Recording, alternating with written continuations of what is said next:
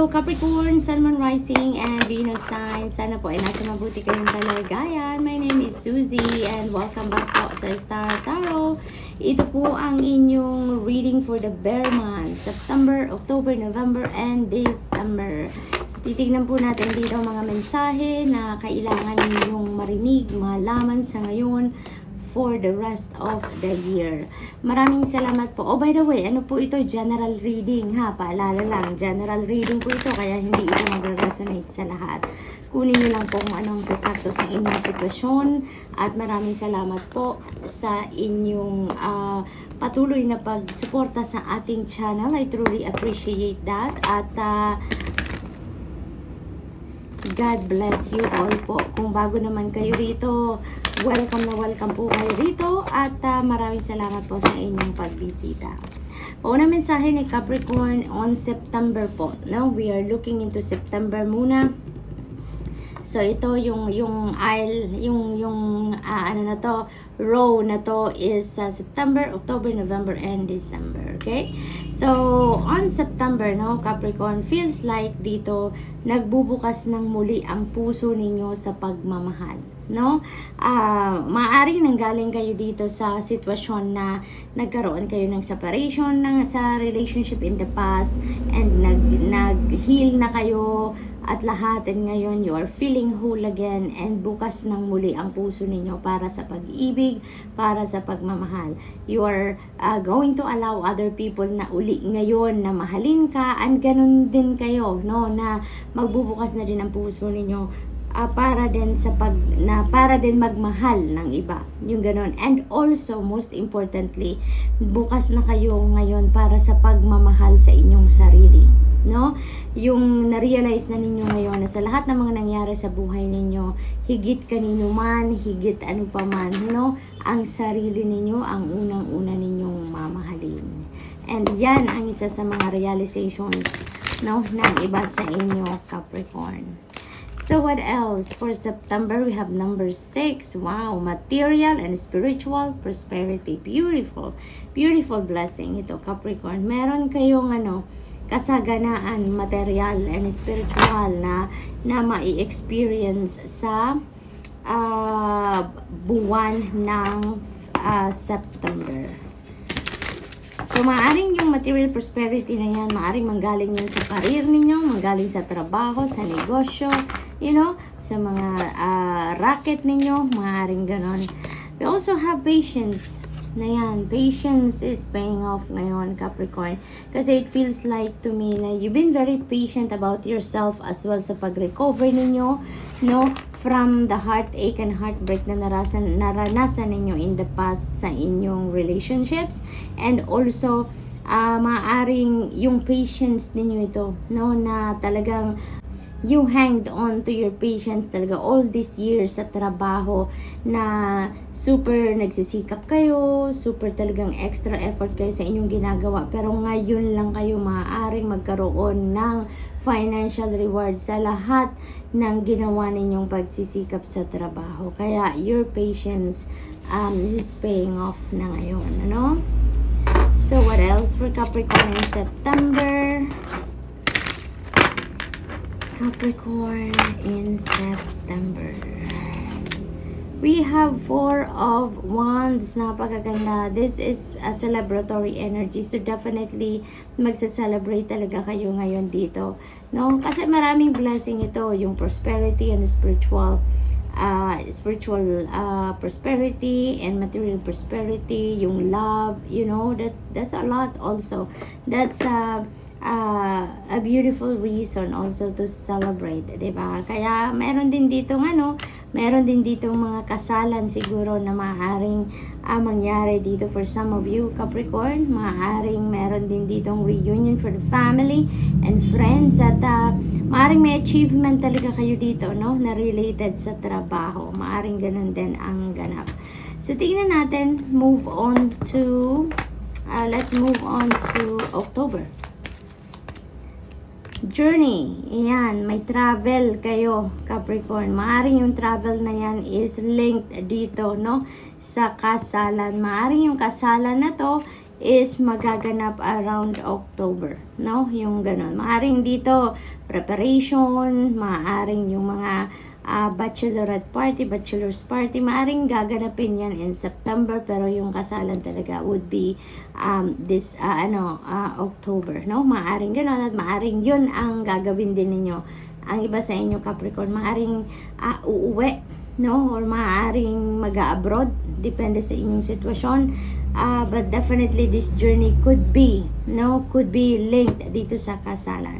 Maaring kung hindi naman kayo yung ikakasal, maaring you will attend that wedding. Kaya kailangan ninyong umuwi or kailangan ninyong pumunta kung saan man i-held ang kasalan. Yung mga ganon. But definitely, there is travel dito, no? So what else? We have sacrificed, you have sacrificed a lot, no, Capricorn, and yung mga sinakripisyo ninyo in the past, ngayon, no, magbubunga na or makikita na ninyo ang bunga ng inyong pagsasakripisyo, no? Yun ang aking napipick up dito. Maybe you've done a lot of sacrifices for the family in the past, at ngayon, no, kayo naman ang magbibigay ng pagkakataon para sa sarili ninyo, na kayo naman yung sumaya, kayo naman yung lumigaya, kayo naman ang maka-experience, no, ng pag-i-enjoy sa buhay, no, Capricorn. We have wisdom, and you have gained a lot of wisdom na all throughout life, ang dami na ninyong natutunan, sa dami ng experiences ninyo sa life, ang dami na ninyong wisdom, ang dami na ninyong learnings, kaya ngayon, it feels like yung wisdom na yan is going to be highlighted sa sitwasyon ninyo around October. Maaring may mga sitwasyon dito in October wherein talagang magagamit ninyo, yung mga learnings ninyo in life years before. Maaring ngayon, alam nyo nang i-navigate ang mga sitwasyon ninyo around October. So, we have Ace of Swords, new beginning energy. Ayan, kung ano man ang sitwasyon ninyo dito, pagtatagumpayan ninyo yan. Because, you will be guided, You will be divinely guided. Meron ditong new epiphanies, new inspiration, information, mga ideas na dadating sa inyo that can help your situation better and lighter, At pagtatagumpayan ninyo kung ano man yan, Capricorn. Medyo challenging siguro yan, pero rest assured, na you are receiving the support of the divine through ideas, intuitive messages, guidance, at magtatagumpay kayo dyan. Let's move on to November. We have number 42, woman holding a coin. Ayan. So, mukhang meron ditong success pagdating sa kaperahan for some of you, Capricorn, Maaring sisipa na dito yung inyong karera, ang inyong negosyo, dito. Kung ano man ang sitwasyon ninyo, definitely there is going to be financial abundance coming in, Maaari din ang iba sa inyo dito may mga financial transactions na gagawin, and there is going to be a woman na talagang siya yung magtutulong sa iyo na ma-facilitate ang kung ano man ang mga transactions na yan, at tutulungan kanya. Tutulungan kanyang mapabilis, mapagkaan, ma-expedite ang kung ano man ang iyong pinoproseso. So what else? We have new beginnings. Yay! Nakahanda ka na, Capricorn. Nakahanda ka nang magsimula sa panibagong chapter ng buhay ninyo. You are all set. You are ready to go. At nagtitiwala ka, na kung ano man ang gagawin mo dito, you have, the Spirit has your back,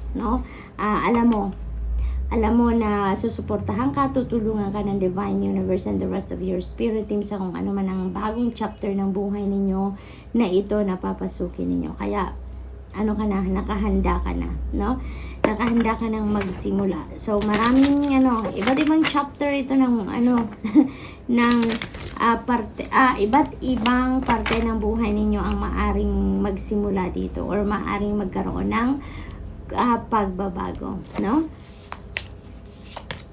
We have energy, definitely you are really on the go dito, Binibigyan ka dito ng kapangyarihan ng Divine Universe to make that first step towards realization of your heart's desires. Kung ano man ang gusto ninyong makamit sa buhay, kung ano man ang gusto ninyong makita sa inyong 3D reality, binibigyan kayo ngayon ng pagkapangyarihan around November to start moving towards that at magsimula ka ng mag-take action kung ano man ang gusto mong patunguhan, because you will be supported dito. You will be supported. You will be sent people and resources that needs that you may need sa journey na to, no?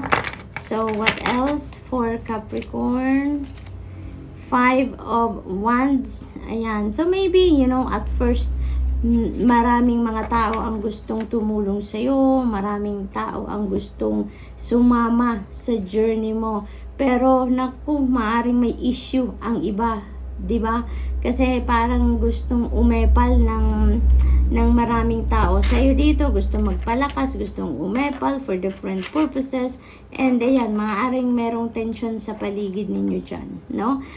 You may not be directly involved sa sitwasyon na yan, kasi ang pakiramdam ko dito, ito yung mga taong nasa paligid mo na gustong umepal sa'yo, gustong umentra sa journey mo, gustong maging parte ng journey mo. So ngayon sila mismo yung hindi nagkakaintindihan ngayon, kasi parang walang gustong magbigay, no? Ang lahat gustong mag-insist na maging parte ng iyong journey dito. That is what I am picking up. So tignan natin kung ano ang ganap for you in December. We have 18, anxiety. Maaring maaapektuhan ka ng kaguluhang ito ng mga tao sa paligid ninyo. Kasi maaring maano ka din, maaring kailangan mo ding mamili ng mga taong magiging parte ng journey mo, or maaring ma-pressure ka dito sa bangayan ng mga taong ito na nasa paligid ninyo. Kasi maaring meron ka mga ayaw na sumama sa'yo or ayaw mong tumulong sa'yo because who knows, baka negative thinker ang taong yan, o you know, puno ng kadramahan, and we don't want that to be part of our circle, diba?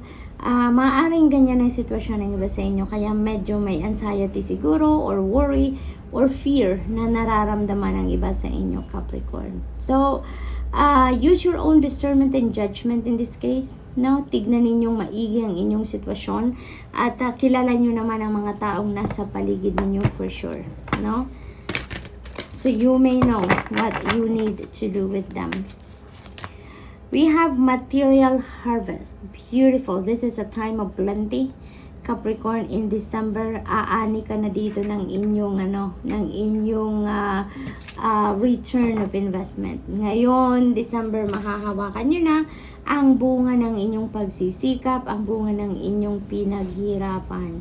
So, this is really beautiful. Kasi parang, kung ano man ang ginawa ninyo in the past na endeavor, lahat ng pagtsatsaga ninyo, parang kay bilis ng panahon at ngayon ibibigay na agad sa iyo yung bunga ng inyong pagsisikap, no? Kaya you are entitled to savor that, to enjoy that, kasi that is the fruit of your hard work. So that is really gorgeous. So what else?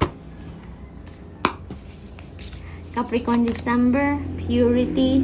You know what? Kaya ka nagkaka-anxiety, kaya ka nag-worry dyan sa sitwasyon na to ng mga taong nagbabangayan sa paligid ninyo.